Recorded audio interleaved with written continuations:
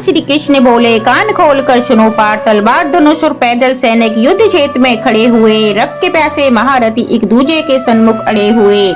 कई लाख सैनिक के आगे पांडव 5 बिचारे थे। एक तरफ योद्धा सब, एक तरफ समय के मारे थे। महासमर की प्रतिज्ञा में सारे थे, लेकिन पार्थ के रथ को तो खुद केशव हाँक रहे थे। रणभूमि के सभी नजारे देखने में कुछ ऐसे थे। माधव ने अर्जुन को देखा, अर्जुन ने उदास लगे। कुरुक्षेत्र का महासमर कुछ पल में ही सजा डाला। श्री कृष्ण ने शंख उठा और बजा डाला। शंखनाद सबका गर्जन शुरू हुआ, रक्त बिखरना शुरू हुआ, फिर सबका मर्दन शुरू हुआ। श्री कृष्ण ने बोला, उठो पार्थ, अब गंडीप पर रखो बाण को, प्रत्यंजा को खींचा जरा, दिखला दो योद्धा की तासीर। यहाँ इस धरती पर कोई नहीं अर्जुन जैसा। यह सुन बात केशव की तो अर्जुन का चेहरा उतर गया। बोले, पार्थ सुनो केशव, ये सन्मुख जितने खड़े हुए, इन्हीं सभी ने से सीख कर सारे भाई बड़े हुए। उधर खड़े हैं भीष्म पितामह, मुझको गोद खिलाते थे। गुरु द्रोण धनुष बाण का सारा ज्ञान सिखाते थे। सभी भाई पर प्यार लुटाती कुंती मात हमारी ने, कोई कमी न छोड़ी माता गंधारी ने। ये जितने भी खड़े हुए सभी पूजने लायक हैं। माना दुर्योधन और दुशासन नालायक हैं। मैं इनके अपराध क्षमा करता हूँ। बेशक हम ही छोटे हैं, जैसे भी हैं माधव, सभी हमारे भाई हैं। इतने से भूभाग्य के कारण भंजक नहीं बनूंगा मैं, अपने कुल का विध्वंसक नहीं बनूंगा मैं। उन स्नेहातों को होता राजभोग अधिकार नहीं, सबको मार कर गद्दी मिले, ऐसा सिंहासन स्वीकार नहीं। वहीं बैठ कर गया अर्जुन, आंखों में आंसू भरकर गंडीप वहीं पर छोड़ दिया। अब माधव पार्थ पर मन ही मन हर्षाए थे। मन में सोच लिया, अर्जुन की बुद्धि नहीं हटने दूंगा, समर भूमि से पार्थ को अब नहीं हटने दूंगा। धर्म बचाने की खातिर एक नव अभियान शुरू हुआ। अब जगत गुरु का गीता ज्ञान शुरू हुआ। एक नजर में कण कण डोल गए माधव, और अब बोल गए माधव, हे पार्थ, मुझे पहले बतलाते, मैं संवाद नहीं करता। तुम पांचों भाइयों के वृत्ति कोई विवाद नहीं करता।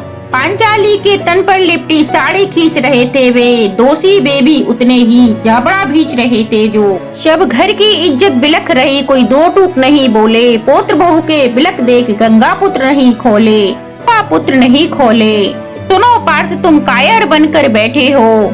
ये पार्थ बड़ी बेशर्मी है, संबंध उन्हीं से निभा रहे जो लोग यहाँ अधर्मी हैं।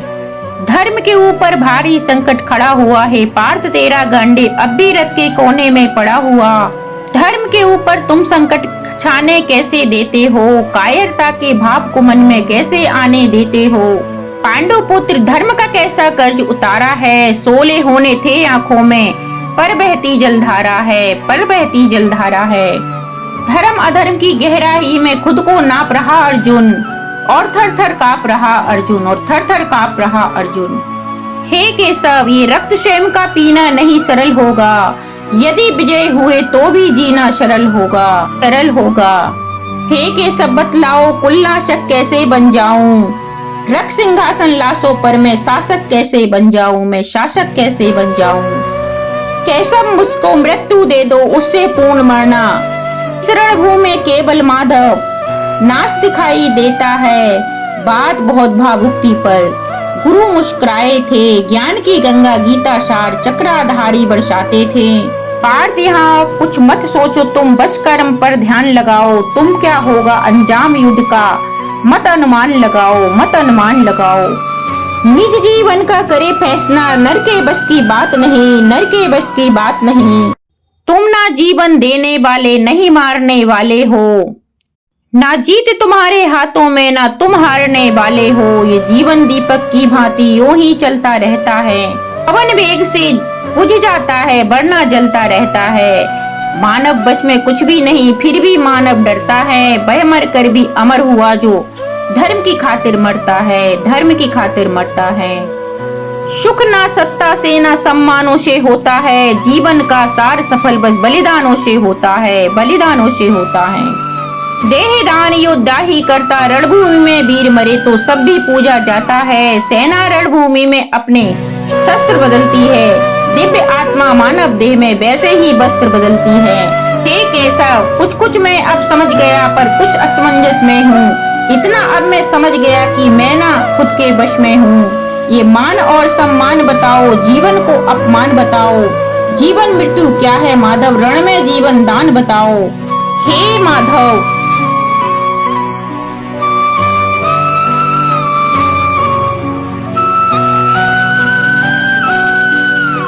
हे माधव, रण में जीवन दान बताओ। केशव, काम क्रोध की बात कही मुझको, उत्तम काम बताओ। खुद को ईश्वर कहते हो तो जल्दी अपना नाम बताओ। इतना सुनते ही माधव का धीरज सारा डोल गया। तीनों लोगों का स्वामी बेहद गुस्से से बोल गया। सारी सृष्टि को भगवान बेहदलाल दिखे, देवलोक में देव दिखे, सबको माधव में काल दिखे। कान खोल कर सुनो पार्थ, मैं ही तेता का राम हूँ। कृष्ण मुझे सब कहते हैं, द्वापर का घनश्याम हूँ। रूप कभी नारी का धरकर मैं ही केस बदलता हूँ। धर्म बचाने की खातिर मैं अग्नित भेष बदलता हूँ। विष्णु जी का दसम रूप में परशुराम मत वाला हूँ। नाग कालिया के फन पे मैं मर्दन करने वाला हूँ, मैं मर्दन करने वाला हूँ।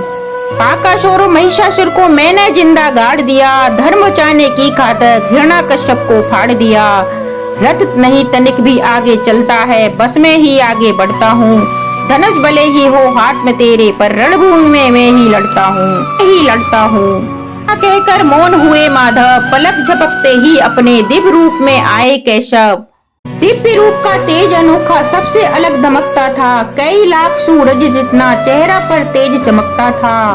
इतने ऊंचे थे भगवान, सर से अंबर लगता था। और हजारों भुजा देख अर्जुन को अब डर लगता था, अर्जुन को अब डर लगता। माँ गंगा का पावन जल उनके चरणों को चूम रहा, और तर्जनी अंगुली पर चक्र सुदर्शन घूम रहा।